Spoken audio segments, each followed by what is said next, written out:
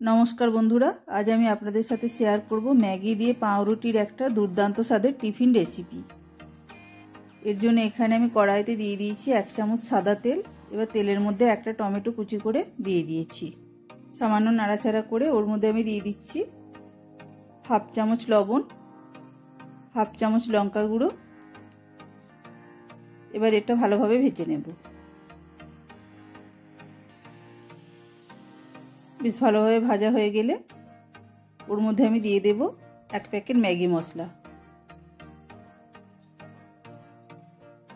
এবার সামান্য নাড়াচাড়া করে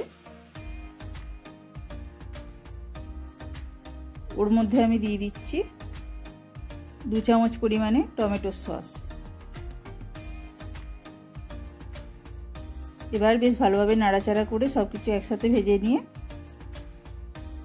ওর মধ্যে আমি দিয়ে দিচ্ছি 1 কাপ মতো জল।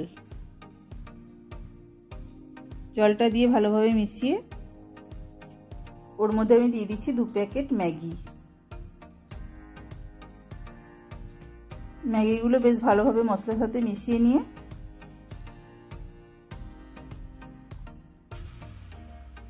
গ্যাসের ফ্লেমটা লো করে একটা ঢাকনা দিয়ে 5 মিনিট ঢেকে রেখে দেব। 5 মিনিট পর ম্যাগিটা এখানে রেডি হয়ে গেছে।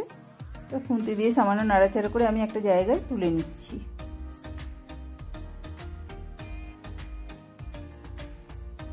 এবার এখানে আমি একটা স্লাইস করা পাউরুটি পিস নিয়ে নিয়েছি। এবার একটা ছুরি দিয়ে পাউরুটির বর্ডারগুলো কেটে বাদ দিয়ে দেব। এবার একটা বেলনা দিয়ে দু পিঠটা সামান্য বেলে নিয়ে ওর মধ্যে আমি 1 চামচ ম্যাগি দিয়ে দেব। ম্যাগিটা দিয়ে রোলের আকারে তৈরি করে নিয়ে আমি চারদিকটা ভালোভাবে হাতে করে চেপে চেপে বন্ধ করে দেব, যাতে না ম্যাগিটা বেরিয়ে যায়। এইভাবে এখানে আমি 5 থেকে 6 পিস পাউরুটি স্লাইস নিয়ে ম্যাগি দিয়ে রোলের আকারে তৈরি করে নিয়েছি। এবার একটা ফ্রাইং প্যানে সামান্য সাদা তেল দিয়ে তেলটা প্যানের চারিদিকে লাগিয়ে নিয়ে এবার ওর মধ্যে আমি রোলগুলো দিয়ে দেব।